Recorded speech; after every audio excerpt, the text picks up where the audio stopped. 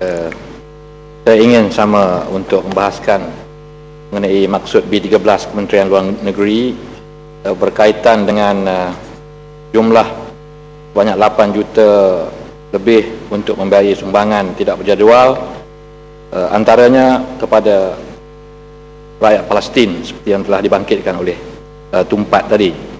Pada tahun lalu, Kementerian Luar telah mengumpulkan beberapa badan-badan bukan kerajaan dan juga ataupun NGO dan juga badan-badan kemanusiaan yang berbagai kategori untuk diagih-agihkan peruntukan membantu rakyat Palestin mengikut program-program dan projek-projek tertentu bagi setiap NGO.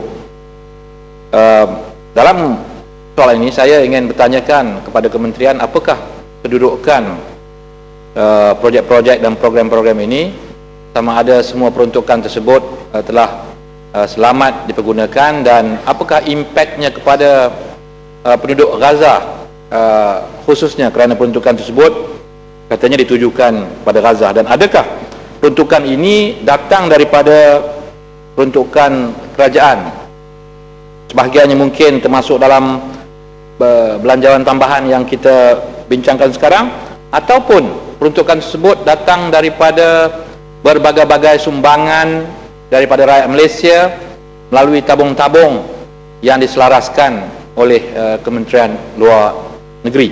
Ya, jadi saya nak mengetahui bagaimana kedudukannya, dan seperti juga Tumpat sebut tadi,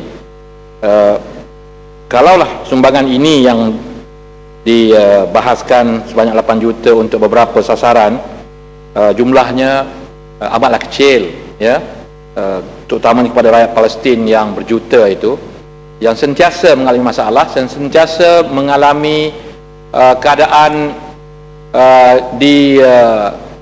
dilingkungi oleh tentera Israel sehingga tidak boleh masuk sebarang bentuk bantuan. Saya nak menyokong satu cadangan daripada Tumpat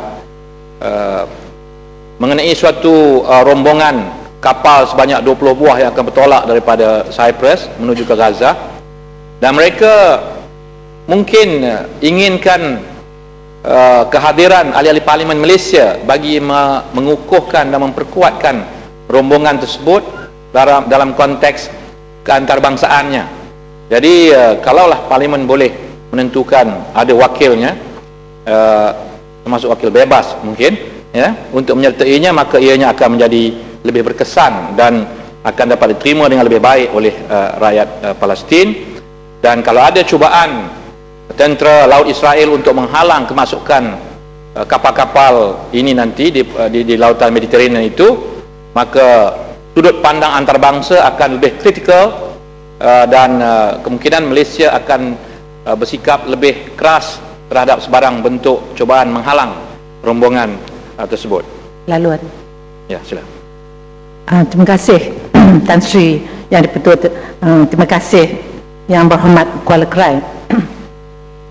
Saya ingin Yang Berhormat Kuala Krai bertanya kepada Menteri juga, adakah satu tindakan tegas atau satu perbincangan khusus dengan negara Mesir yang kita lihat selama ini begitu seolah-olah tidak mesra ataupun tidak memberi kerjasama ataupun bersimpati kepada rakyat Palestin, sehingga kan beberapa rombongan seperti Viva Palestin dan juga yang rombongan yang pernah diketuai oleh yang Berhormat Marang Presiden PAS juga, semasa dan di mana kita juga turut serta di situ, telah dihalang, ya, di sempadan antara Mesir dengan Palestin. Malah kita dengar sekarang pun telah dibina tembok besi, ya, untuk menghalang laluan terowong-terowong perdagangan ataupun terowong-terowong kemanusiaan antara Palestin dengan Mesir. Jadi kita mahu tahu apakah polisi ataupun pendirian kerajaan kita dengan kerajaan Mesir yang dilihat sebagai menjadi batu penghalang kepada kebebasan rakyat Palestin. Terima kasih. Terima kasih Ketua Bangsa, Tan Sri Pengerusi. Kita juga tak memahami apa sebenarnya pendirian negara Mesir. Ya, mereka mempunyai hubungan diplomatik dengan Israel. Tentulah ada beberapa syarat dalam hubungan mereka, tetapi sampai menjejaskan bantuan dunia kepada rakyat Gaza, saya rasa pendirian tersebut wajar dilihat semula, dan Malaysia sebagai sahabat baik pada Mesir tentulah mempunyai suatu kedudukan yang boleh mempengaruhi sedikit sebanyak pendirian Mesir ini. Kalau tidak, kita akan terus melihat kesengsaraan rakyat Gaza apabila kerajaan Mesir menutup pintu sempadannya. Dan kita minta penjelasan daripada kementerian selepas daripada ini. Seterusnya, yang kedua dan yang terakhir, Tan Sri Pengerusi, dalam perkara penganjuran persidangan seperti persidangan ketua-ketua perwakilan Malaysia di luar negara, artinya mungkin memanggil duta-duta kita, Suruhanjaya tinggi kita, dan juga konsul-konsul ke mesyuarat-mesyuarat, tidakkah dibincangkan mengenai peranan duta-duta ini, konsul-konsul juga, untuk memerhati di luar negara sana dalam proses kita mencari ataupun outsource kita punya perunding-perunding seperti yang berlaku terhadap APCO dan SSOF, untuk membantu kita. Tidakkah perwakilan asing kita ini, perwakilan kita di negara asing ini meneliti, mengkaji latar belakang supaya dapat memberikan nasihat yang berpatutan supaya tidak timbul contohnya mengambil APCO dan SSOF untuk mengendalikan isu strategik negara kita, isu komunikasi negara kita, dan akhirnya hari ini kita terdedah kepada ancaman asing, terutamanya negara haram Israel. Apa peranan duta-duta ini? Dan pada hari ini kita punya Perdana Menteri akan bertemu dengan untuk Presiden Amerika, satu pertemuan yang sangat dinanti-nantikan. Menteri pemangku menteri luar kita mengatakan kita telah menyediakan asas yang baik untuk bertemu ini, contohnya meluluskan rang undang-undang perniagaan barangan strategik. Rupa-rupanya minggu lepas rang undang-undang ini diluluskan dengan begitu segera, semata-mata untuk memberikan suatu lonjakan dan keyakinan Amerika bahawa kita ni bersama dengan mereka.